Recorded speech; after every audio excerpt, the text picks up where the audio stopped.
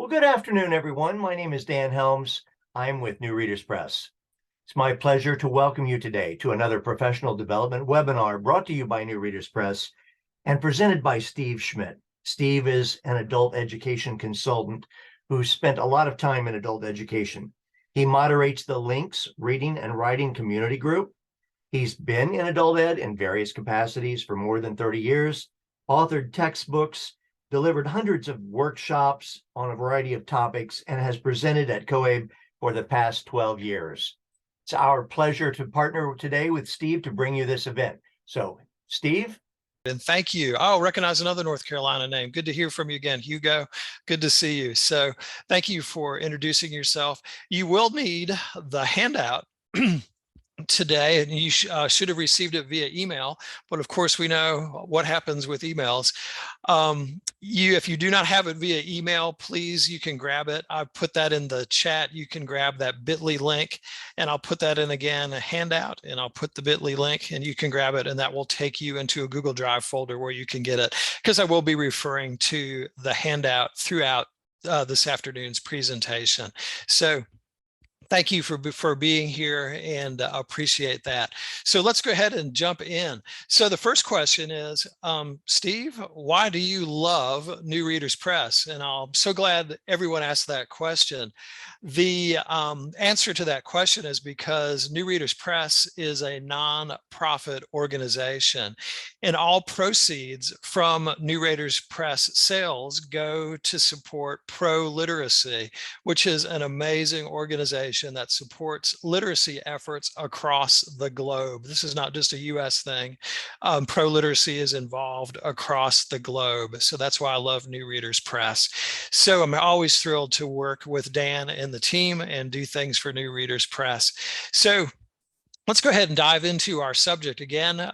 Please make sure you have your handout. There is mine. You have yours, I hope. And if not, you can grab that bit.ly link, which will take you to a Google Drive folder where you can access that.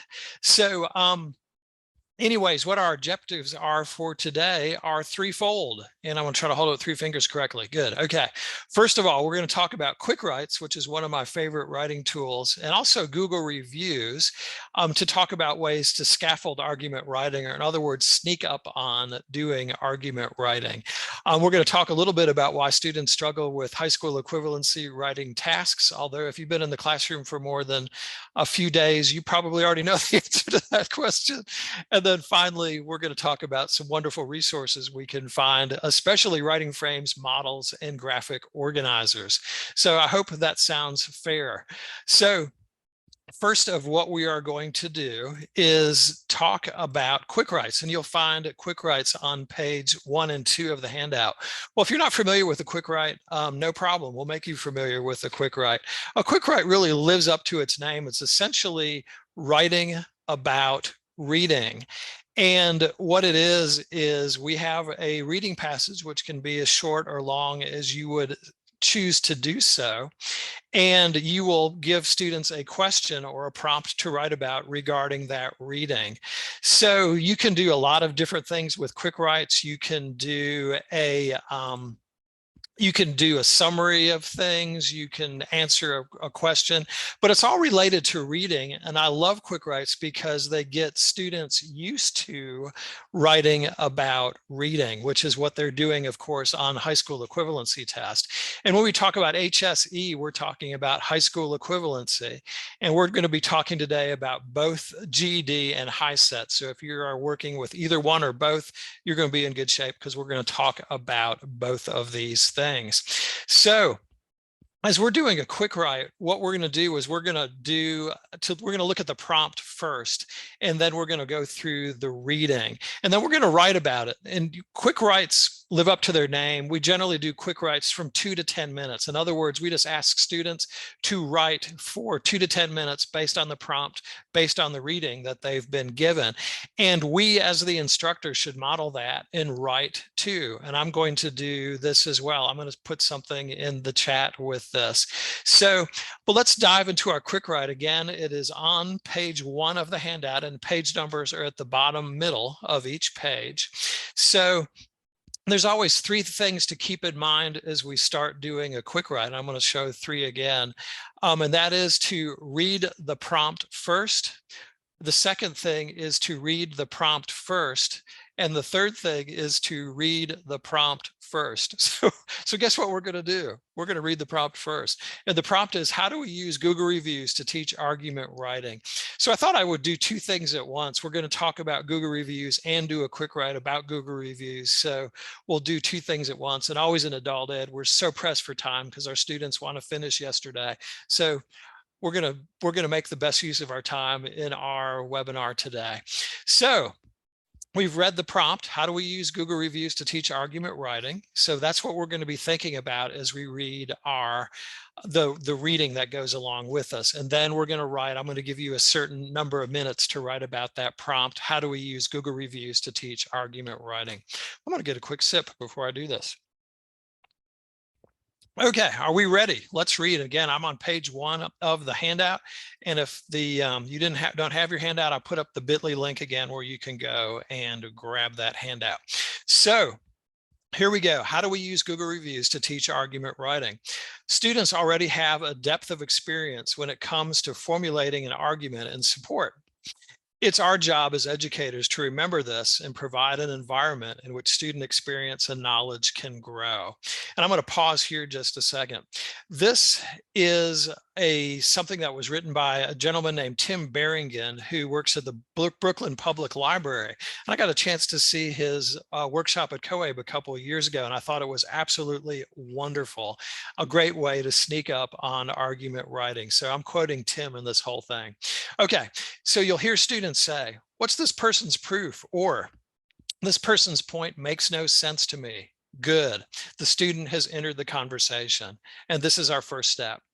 As we all know, having an opinion is one thing, but developing an effective argument is another, and that's what we're here to work towards. However, it's very challenging to do the latter without the former. And again, we're in the handout, but page 1 toward the bottom. I like to select Google Reviews of establishments or spaces within the communities I'm working. It suggests to students that their experience and community has a place within the classroom. It can be a public space. It could be a pizza place. I want students to have a connection and some working concept of the subject. Let's go to page 2. So flip on over or toggle on over if you're looking at the electronic version of the handout. And we're at the top of page 2. So here we go again, quoting from Tim about how he does uses Google Reviews to teach argument writing. I like to select reviews that can provide some dichotomy or spectrum.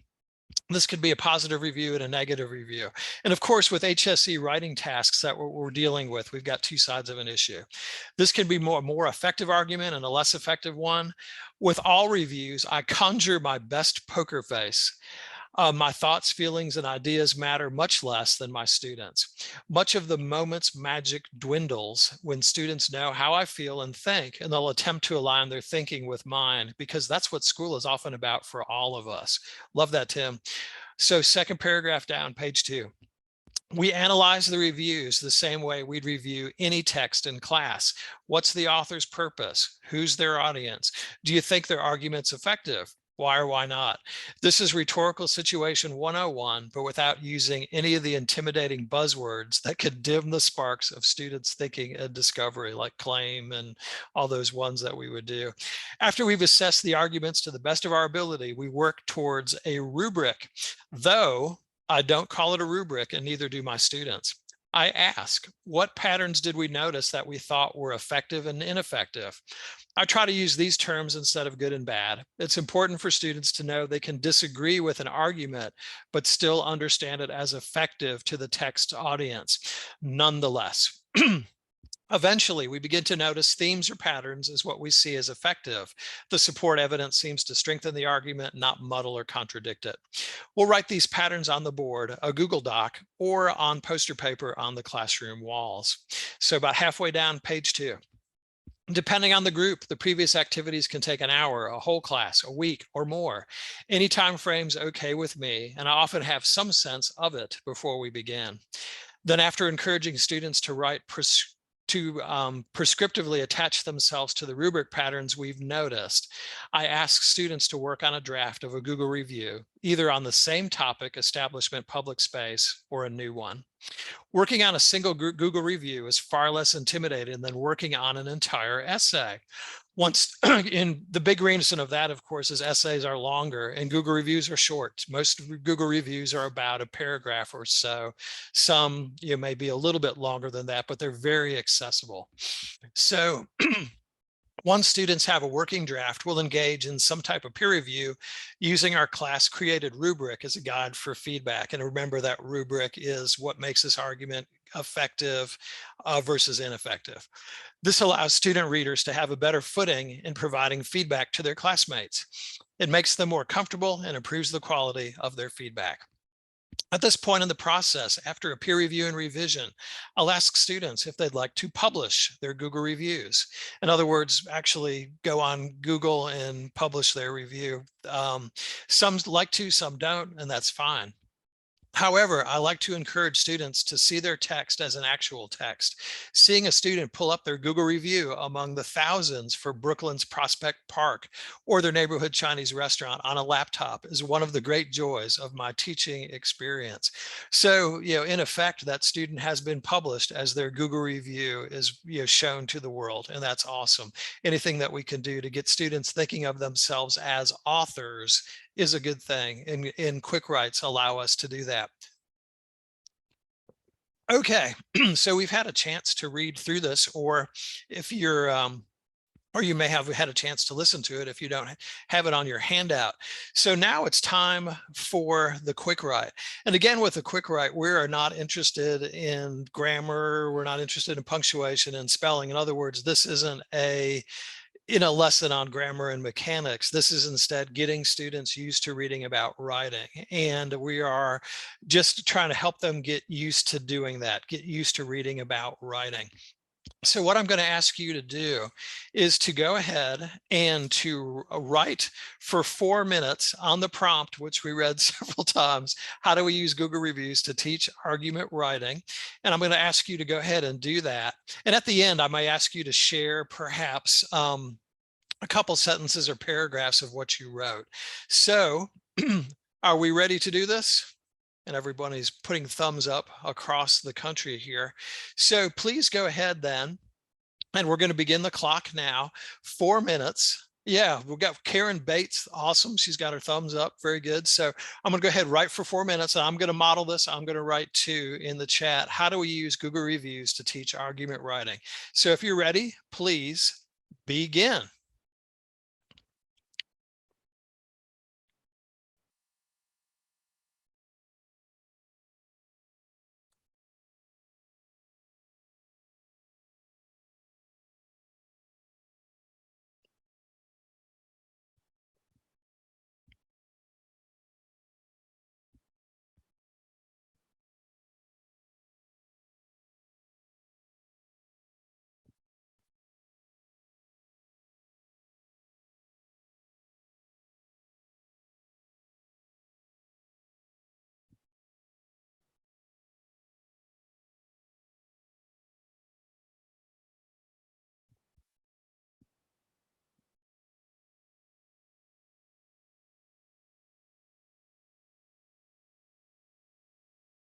Well, if you've just joined us and wondering why there is silence here and wondering if your sound is okay, we are doing a quick write based on the reading on pages 1 to 2 of the handout. And we're writing about how do we use Google reviews to teach argument writing. So don't worry, your sound's okay. We still have about 3 minutes to go.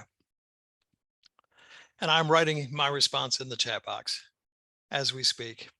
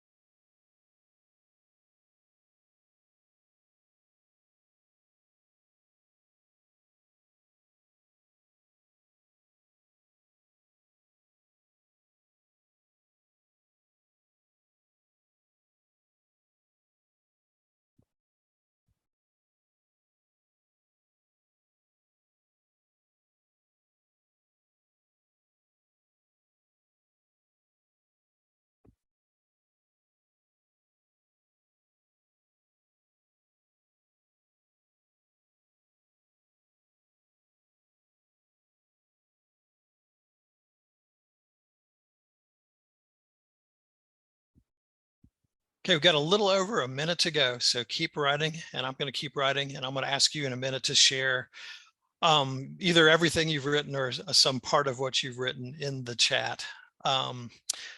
So we've got about a minute to go.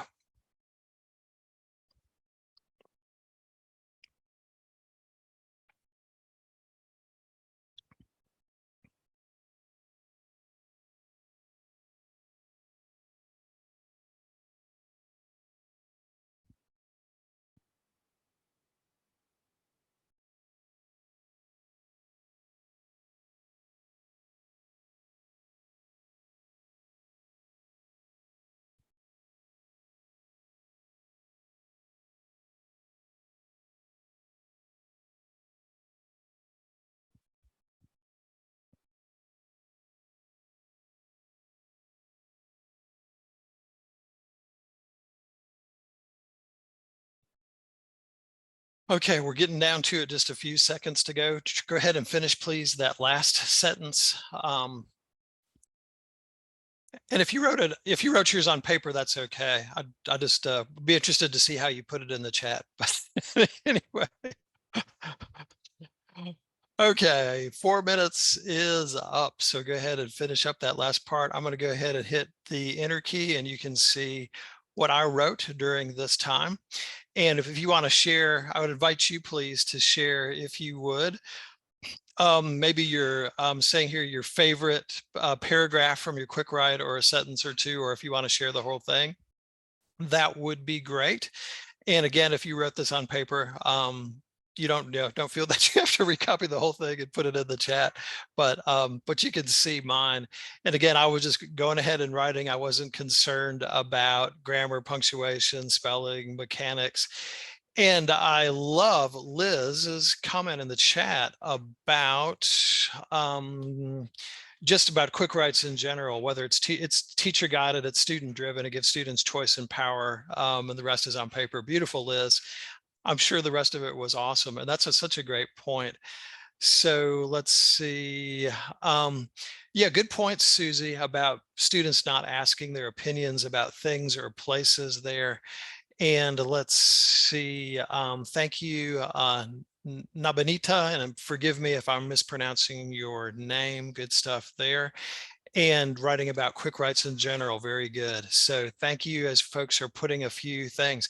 Katie Covington from Wake Tech, all right, thank you. And makes a good comment about the poker face, thank you. Patty mentions about the instructor staying neutral, and that's good. And I think that was such a good point that Tim made in that, in his essay there, or in his description about how to use Google reviews, that because students are so often led by what the instructor feels about a certain part. So thank you so much if you've put your quick write inside the chat, and that is great. So again, quick write based on a Google review. And generally, I use Chrome, the web browser, Chrome. You may decide you may be using something different, and that's okay. What I found searching wise, if you're looking for Google reviews, they're very easy to find if you're using the Chrome web browser, because that's Google's web browser. And you can see this this snip that I did of a Google review from the Outback Steakhouse in Blowing Rock, North Carolina. And I always joke that the pandemic started at the Outback Steakhouse in Blowing Rock, because that was the last place that my wife and I ate before the pandemic shut the world down. But of course, the pandemic didn't start at the Outback Steakhouse. But anyway, whoa, going a little too fast here, and I keep doing that. So anyway, but putting a specific name of a restaurant and then Google reviews is an easy way to find it. And you should see those reviews on the right-hand side of the web page. And they usually have the star rating and the Google reviews there. One cool thing that I've noticed recently, this must be a relatively new innovation with what Google's doing with the Google reviews, is that it mentions at the top, right under the star rating, people often mention. And this is something I hadn't seen until fairly recently, the last couple of months. And so those things that people often mention, the manager, the food, the service, the bloomin' onion, all those things could be good criteria to use to evaluate the use it to evaluate the review, get students thinking about various things they could talk about as they write their own reviews. So I found that to be a handy tool as well. So good stuff. Thank you, Rebecca. Thank you, Nicole, for your great comments there inside the chat. So Google review is just a great way. I do think our students are born arguing, and from little kids, we're always arguing, but it helps to use an activity like this to kind of draw the connection between the arguing that we normally do and a high school equivalency argument type writing. So thank you again, everyone, for your participation in the quick write. Appreciate that. So our next question is this. How do we see students struggle with high school equivalency writing tasks? And that is a great question. So I put up, and I've put this up on the screen, and you can find it in your handout on page 3 as well. But we see, struggling writers in our classrooms, and our goal, of course, is to help them to feel better and feel more successful about their abilities to write. But we typically feel struggling writers, they really don't know where to start. They don't know about writing. The writing pattern, in other words, where we do some pre-writing activities and then we write a draft, and then we writing as a process. That's the terminology I'm looking for. And doing a final copy, most of the time they think, oh, I just write something and it's done and that's it. So typically we see little in the way of planning with the struggling writer, whereas a successful writer has taken time to analyze the task. They know what they're supposed to do, and they are able to make it happen. A struggling writer struggles with organization, and because of that, usually are producing fewer ideas because they don't know exactly how to say what they want to say. Successful writer understands about putting their ideas, their sentences and paragraphs, and joining 4 or 5 paragraphs together as a cohesive whole for their essays that they might write. Drafting, struggling writers generally aren't doing much in the way of that. They're writing on the fly. They're just saying it as they're writing it. They typically write fewer sentences, and they're not really thinking a lot of times about the big picture. Whereas successful writers, which we're hoping our students will become, have a plan. They can adjust goals as our obstacles arise. They have fewer difficulties with the elements, mostly because they've practiced it and are familiar. Their sentences all go along to support their ideas that they're going. And then editing, which a lot of struggling students don't do at all. They're just, hey, I'm done. I'm not going to look at this again. You were lucky to get whatever it is that I wrote. But instead, a successful writer is going to take time and look and edit their writing and make sure that they've got the spelling, capitalization, punctuation, all those things, and make other revisions as necessary. So this is where we see our students struggling. In a lot of cases, it's just really when they're asked to do especially a lengthy assignment such as this, they really, I have just no idea where to start, our students tell us. And this is, and I don't need to tell anyone who's in this space, this is a tough task because we're asking students to analyze 2 competing points of view. We're asking them to either select which has the better argument and why in GED land, or provide their opinion on which one's better and back it up with their own experience in HiSET land. So this is in both our challenging writing tasks. So how can we help our students to do this? Well, we've looked at quick writes. We've looked at using Google reviews as a way to build a bridge to this. We're going to look at some other things as well as we go on here today. So let's first start with some common mistakes that we see students write. In fixing these very common mistakes is one thing that will help our students tremendously. Let's take a look at a few. So a big one is the issues with the claim. And I have pulled this particular claim out of Writing for the GED Test Book 4. And in the interest of full disclosure, I am the author of this book. So any bad things you want to say, be careful. But anyway, I'm just joking. But anyways, you say whatever you want to say about the book, hopefully good things. But anyway, we want to look at this claim. And so this particular student has written I think concealed carry is a good thing. Just turn on the news or surf the internet and you'll see all this stuff about school shootings. Allowing concealed carry will stop this. So let's look at this for a minute. We're thinking about what a claim is, and a claim states an opinion and gives a reason why we think what we think. So looking at this very carefully, I think concealed carry is a good thing. Just turn on the news or surf the internet and you'll see all this stuff about school shootings. Allowing concealed carry will stop this. So let's be thinking about this. A good claim should say, this is true because of these facts. And I love these three arrows here. This is one of the examples in the book where the claim is mandatory recycling will save our city money. And then we get into the reasoning because, and then boom, we've got some evidence. Seattle's program has saved $200 million in landfill dumping fees over the past 15 years. And at this stage, as we're introducing the claim, we don't necessarily have to get all that specific as what we see here, but at least we need to start giving the overview of some reasons why. There's better facts and data on this. Experts have proven this to be have shown this is a good thing. Or some other reasons that are based on solid reasoning and argumentation. So really in a claim, this is what we should be seeing. This is true because of these facts. And a lot of times students get off track on the get-go because they're not following this particular part. And they're getting their claim is starting off wrong. So this is a better example of a claim. And so this says, after reading both sides of the issue in the two speeches, we've seen those paired text, I decided that Bayu Chong makes the better argument because he supports it with strong evidence. He shows statistics from the FBI and other law enforcement officials. Mr. Chong also makes a strong case that the Constitution's Second Amendment gives people the right to carry weapons. And then he talks a little bit about the other argument. And Leroy King's argument, his only real evidence is a study done over 20 years ago. So looking back, did we see a claim? Did we see some reasoning? Did we see evidence?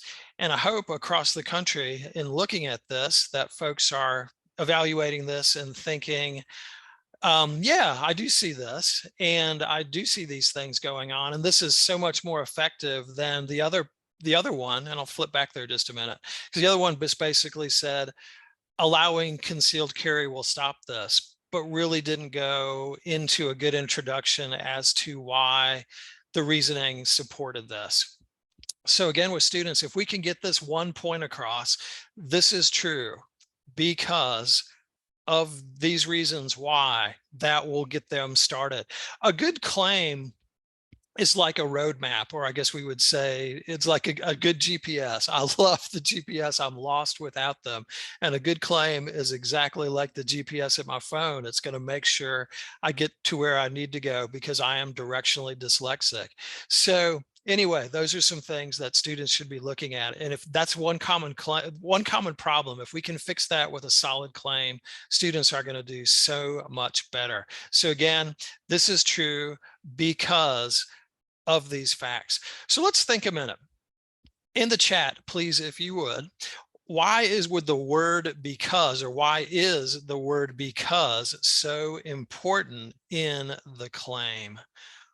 So in the chat, just a sentence, why would the word because be so important in the claim? Yeah, we're getting some good comment, and let's see. Jess mentioned about its establishing cause and effect. Good stuff. Maria says, reminds the writer of the need for evidence. And Nicole talks about how it elaborates on the first portion. Good stuff. And Chile, or Chalet, I'm sorry if I'm mispronouncing that, mentions it's a natural transition. Good. Love it. To provide a fact. Well said. Well said. Oh, like Shelley. Okay. Thank you. Oh, I can see that now. Okay. I can definitely see that now. Let's see. Susie makes a link. Good. Love that. Love that. Love that. Connects the claim and the evidence. Beautiful. Lends itself to explanation. Thank you, Katie. Because indicates, yeah, more to come. this was going to follow. So good stuff. So if we can help our students understand how important that is, this is true because of these reasons, we're going to be in good shape. Good shape. It alerts. Oh, good. I love that, Cynthia. Good stuff. Good stuff. Thank you for putting those things inside the chat. So there's one problem.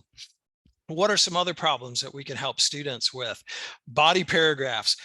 What we're looking to see in both in HiSET and the GED, they're generally looking to see a good, solid, well-written essay, and we're looking at 4 or 5 or more body paragraphs, and that's again a tall task when we're looking at the short period of time that students have to do this. GED did a study of exactly how long students were spending on the task, and you know what they found? They found that students spent an average of 28 minutes. And I'll say that again, students spent an average of 28 minutes on that task. Again, reading the paired tasks, planning their essay, writing their essay, editing and revising, spent only 28 minutes. And I'm thinking, well, there's no way I could do that, a good job with that in 28 minutes. I could do a poor job with that in 28 minutes, but there's no way I could do that. So students are not using even all the time that they're given based on that study. But anyways, let's take a look at this body paragraph and decide how we can fix this. Bayu Chong gives good, and I realize that you may not have read the paired text that goes along with this. We're just trying to evaluate this based on what are they doing well, what are they doing poorly, and as a body paragraph in general, that's really giving more giving more talk about the reasons why, or a specific reason why.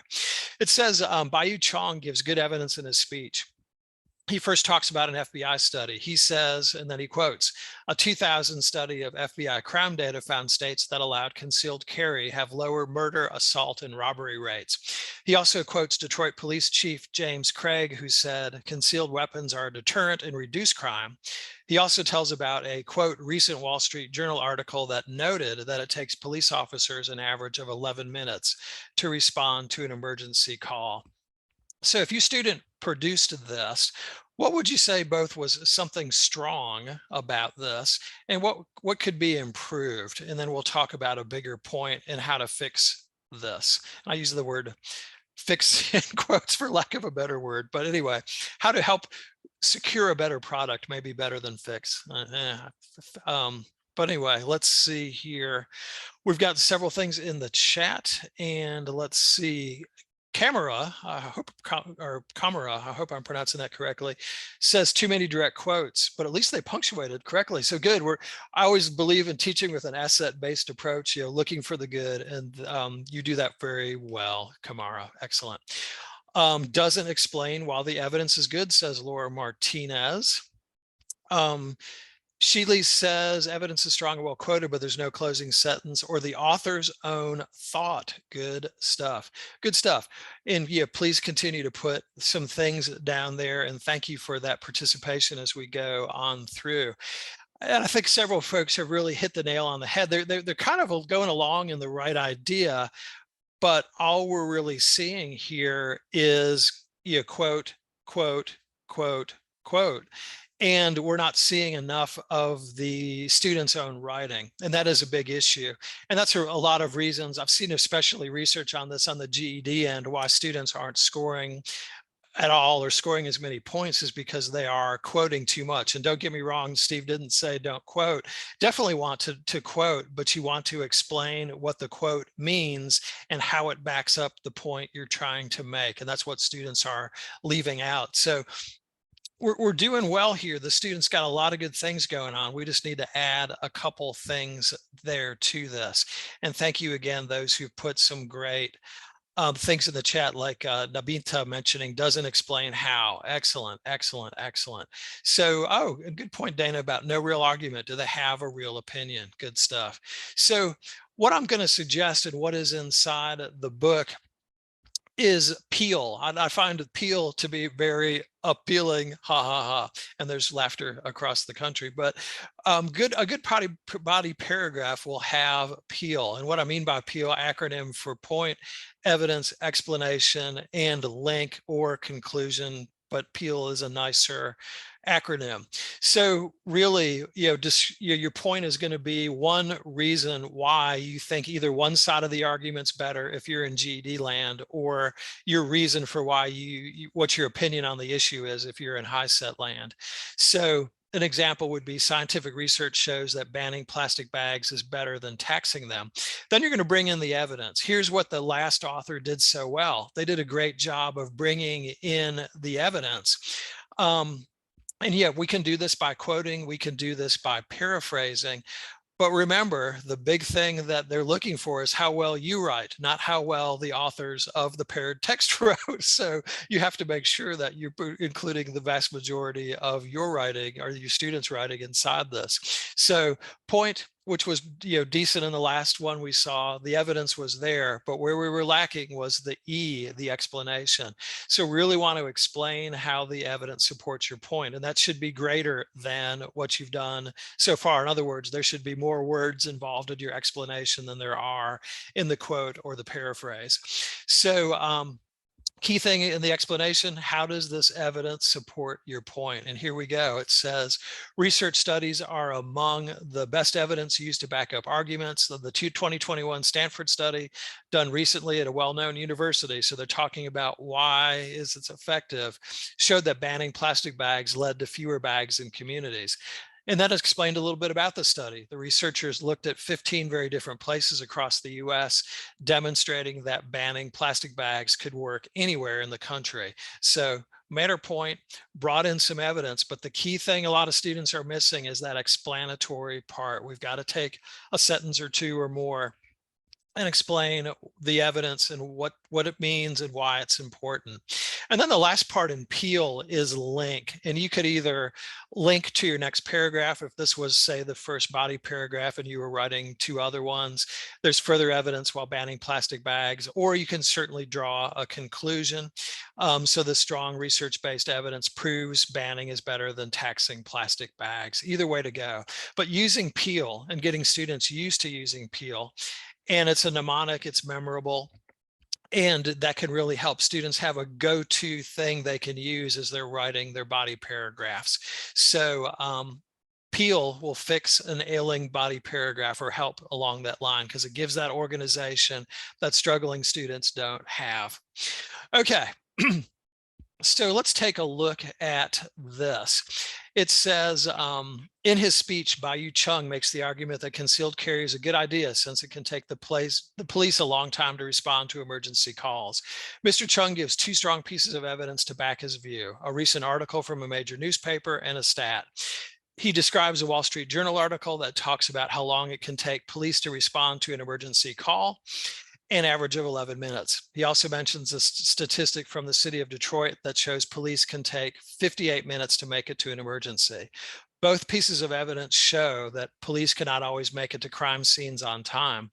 This evidence is effective since it shows that a person with a gun on the scene can more quickly respond to an emergency than waiting for the police to show up. Shootings can happen in a few seconds and be over by the time police arrive. Bayu Chung also uses strong evidence in his point about the Second Amendment. So we really see Peel demonstrated well here with, we've got our point, concealed carry is a good idea. He brings in several pieces of evidence. He's not quoting again, although that's not wrong, but he's making sure that his paraphrase and then his analysis are the biggest parts of the paragraph. And then we see the L at the end with linking this to the next. So beautiful job with this student writing about this, using that Peel point, evidence, explanation, link to the next part is some good stuff. So let's talk a little bit more about resources. And I'm going to mention three things. I've alluded to already writing for the GED test book 4, and its sister or companion one for the HiSET is writing for the HiSET exam.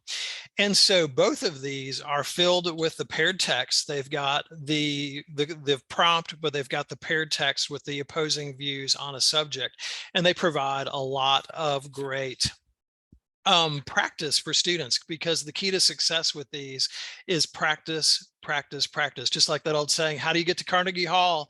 practice, practice, practice.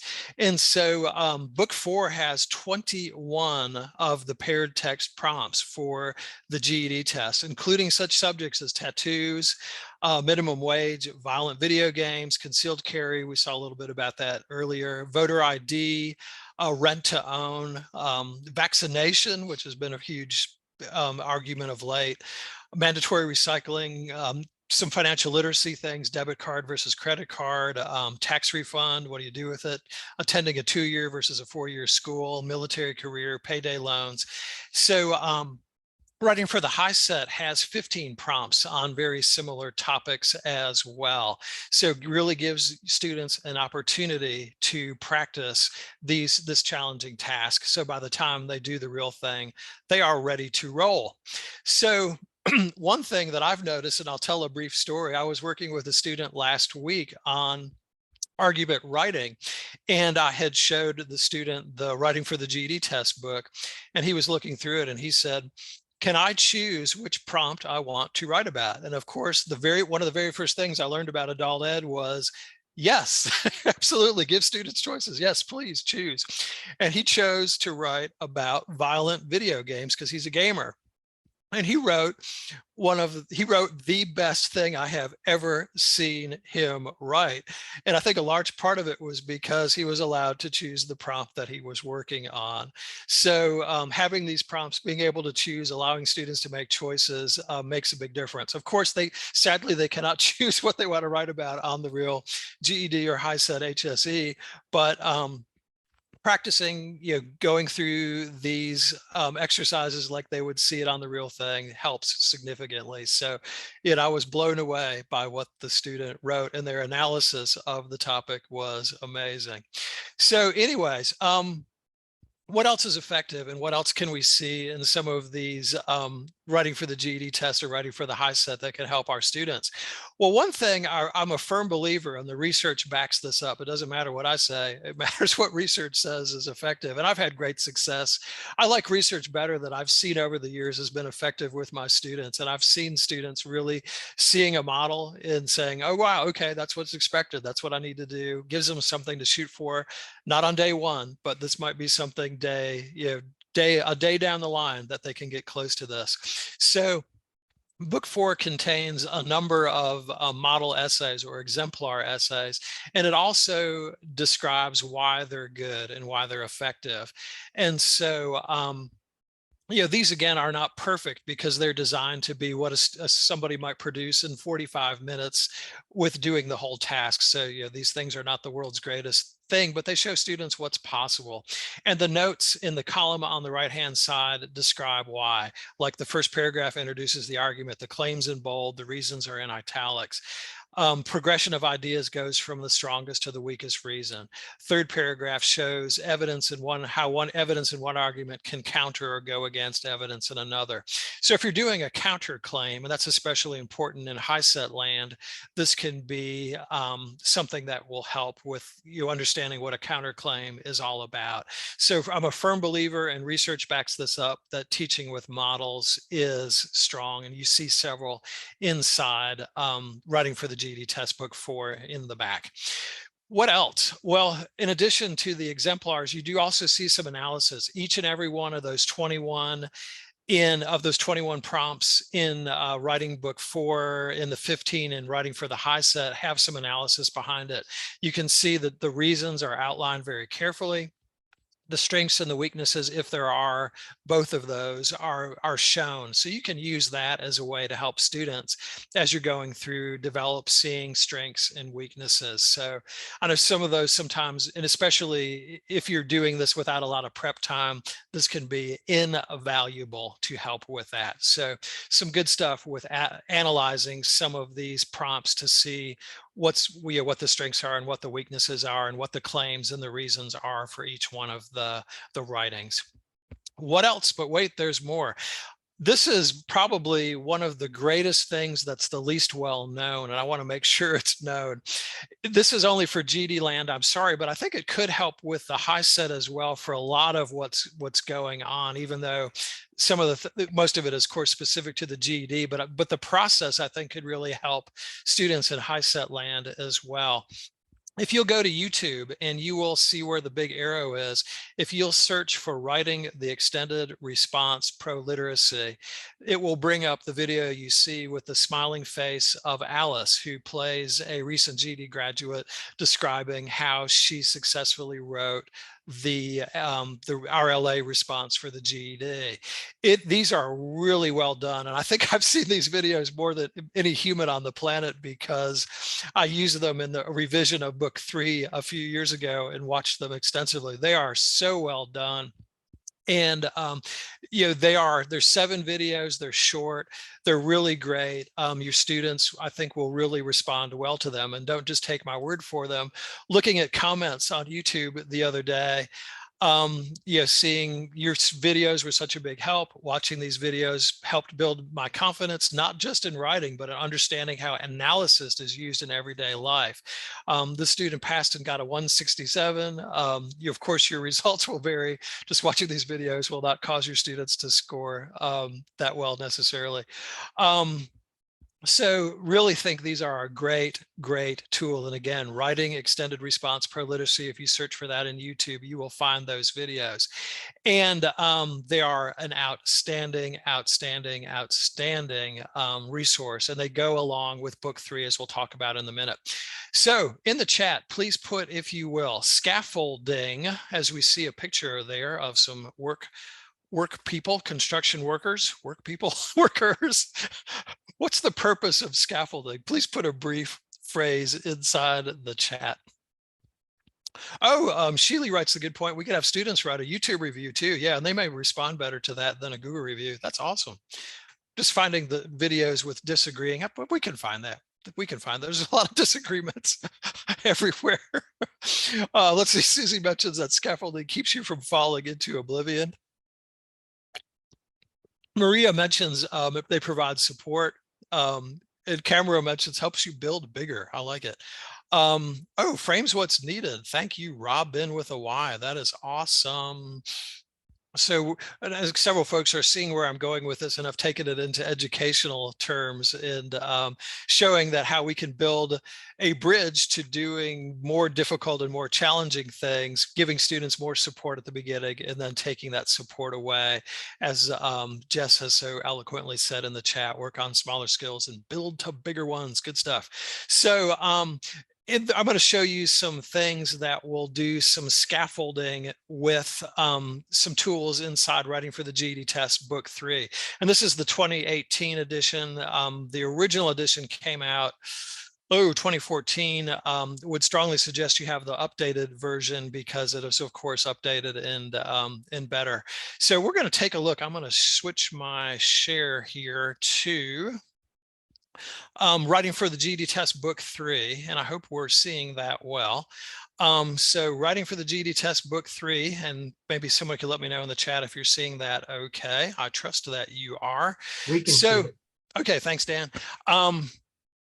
So those videos I was referencing early, I have tied in book 3, those videos to the next few pages inside book 3, starting on page 46 of that book. So which Alice is going through all those things, overview, how to determine which positions best supported, etc. All of that dovetails in so nicely with book 3. So that's something that can be used. But wait, there's more. We saw those things about the claim earlier. I love the Both Sides Now graphic organizer. And I first was introduced to it years ago during a workshop that Susan Pittman did from GED testing. But I think there's certainly other graphic organizers that work well. I like this one. You may have another one that you like, and if you do, put it in the chat, one that you like. But this shows students about how to use a graphic organizer to analyze the evidence in the paired text. So one side talks about questions, evidence that support. The other side, evidence that opposes what the question is, and it helps students see which position's better supportive. And it's a graphic organizer which helps make thinking visible. So graphic organizers are always a great tool. So that is there in a blank one to use. You can find these Googling them as well. So This talks a little bit about the introduction, what that should look like, what body paragraphs should look like. But there's other tools as well. This is a graphic organizer. And again, we're looking at writing for the GED test book 3. This is a graphic organizer that walks students through your introduction. What right or reason, one argument's better supportive. You could adapt this for the HiSET since you're doing your opinion and some reasons from your own life to support that. And then it goes through, remember we looked at Peel. This graphic organizer uses Peel. What's your point? What evidence do you have? Explain the evidence and link this to the next paragraph. So this is all based on that. So we've got a great model of a graphic organizer there on pages 52 and 53. So models, great tools that we found in book 4. The graphic organizers, both with the both sides now and with this one specific for writing the essay. Again, that scaffolding gives students those tools that they don't have originally, but gives them the confidence and tools so they can have that as they go through from there. Have that support as they go through from there. And then there's a blank graphic organizer. Again, this one is GED specific. It could be easily adapted though for HiSET because your body paragraphs are going to be very similar with what you're trying to do with Peel. So last but not least, we've looked at models. We've looked at graphic organizers. Writing frames, I believe in so much. This is really a scaffolding personified as a writing frame. What is a frame if you're not familiar? Frames are just basically, we've got a couple of words that are given to the student to start off, and then blank lines for the students to fill in. So what we see here is an argument writing frame. We see this one, an example that's filled in, where we've got blank makes the claim that blank, that somebody else makes another claim. The better argument is, or my opinion is, if you want to adapt this to the HiSET, provides a great way for students to do this. It gives students the support they need until they're ready to do this on their own. So goes through intro where you're making your claim, each of the body paragraphs, and then a brief conclusion where you're restating your main reasoning there. And there you see the frame. That probably should have started there. There's the blank frame. And so that is a great way to go. And students just feel so much more confident when they can do this. Because if I had a nickel for every time a student had told me over the years, I don't know where to start. And frames answer that question. So this is a great tool to use. So between the models, the graphic organizers, and the frames, it really gives students so many more tools to be successful on this task. So again, very, very strong recommendation for these products. And I don't say that just because I was the author of them. I say that because these are based on research, and they work, and they work well. So let's see, we've done the tour of book 3. We've got a couple minutes left. And Hugo's asked the question, is this available in Spanish? And I believe so, but Dan can answer that for sure. I'll put an answer in chat here in just a moment. Okay. We have our folks working on it, but I think I've seen it in Spanish before, but Dan would know far better than me. So what I'm going to ask you to do, we've looked at several things today, and we've looked at some tools where we can get started with argument writing. We took a look at doing quick writes. We took a look at doing Google reviews, and then had the great suggestion about the using something in YouTube as well to do a YouTube review, which was great as well. We looked at some reasons why students are struggling. We looked at some fixes about making sure we've got a better claim. In the intro, we've talked about ways to get a strong, solid body paragraph with Peel. There, we've looked in these specific books about some great information of practicing the prompts that are available, and we looked at some of the tools that are available both in the writing for the GED test book 3 and for book 4. So put a takeaway there, and we've got several folks, or in other words, something that you think is useful, something that you will use. Nicole says, look forward to sharing with her students in August. All right, good deal. Yeah, Kay is talking about baby steps. Thank you, Kay. Camera likes the Google reviews for sure. And Kay saying, thanks for the resources. Good stuff. Oh, here we go. So we've got these resources in Spanish for the great and awesome job that you guys are doing. The HEP camp, hat is off to you. That is excellent, such a wonderful program. Let's see, Yolanda likes the Google YouTube review activity, and Dana says, hey, I'm going to take it all. I'm going to use everything. Robin likes the frame. Good stuff. Maria likes the frame. And Jess likes the review of the quick write. Good stuff. Well, good. I'm so thankful that we found some valuable things. Patricia Udell from Arizona. All right. Modeling along, writing along with the students. And I think that is fantastic. And Patricia knows a little bit about writing. She is amazing. So but I agree. That is a wonderful, wonderful technique. Write one together and take the lead as the instructor at first, and over time, you have students do this themselves. But I think that is wonderful, because I think students think a lot of times that we've beamed down from the writing planet and everything we write is fantastic, and that is not the case. They need to see that we struggle, and the first thing that comes on paper or on the screen is not necessarily the best thing and needs some help. So thank you for putting putting that stuff there inside the chat. Let's see, someone just mentions our students struggle with writing an argument analysis versus an argumentative essay. No matter how many times we go over the task in instruction, students always wind up writing about why they agree with one side, which is great if they're doing the HiSET, but not so good if they're doing the GED. Any suggestions on how to better drive this point home? And Jess, I really think the models can help with this, where you really can show that. And I would put up an example of what we don't want, or example of what your students are doing and what we do want, and do like a T diagram and compare the two. And that can help discover why they're different and why the one is more effective than others. And that would be my great suggestion. That would be my suggestion. I'm sure folks may have other great things that they could share inside the chat. But I want to thank you for being here. And if you have a couple months off and enjoying your summer, that's wonderful. Or if you may be teaching during the summer, that's wonderful too. I just want to thank you, everyone who's been on the webinar today. Appreciate you, appreciate the work that you do. Thank you for making a difference in whatever capacity that you're working on in adult ed.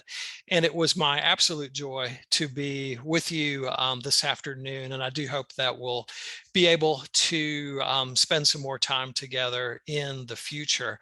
I know, Dan, did you want to mention anything else before we sign off? I just put a few last bits of information in chat, including the fact that there will be a follow-up message in about a week. Everyone will get a copy of the presentation slides, the handout, a recording link to the video, and a certificate of participation.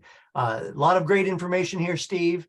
We appreciate it, and we always enjoy when we have an opportunity to partner with you. Thank you, Dan. And I feel 100% the same way. I appreciate our partnership. All right. Thanks, everyone. Thank you, everyone. Have a wonderful rest of your day.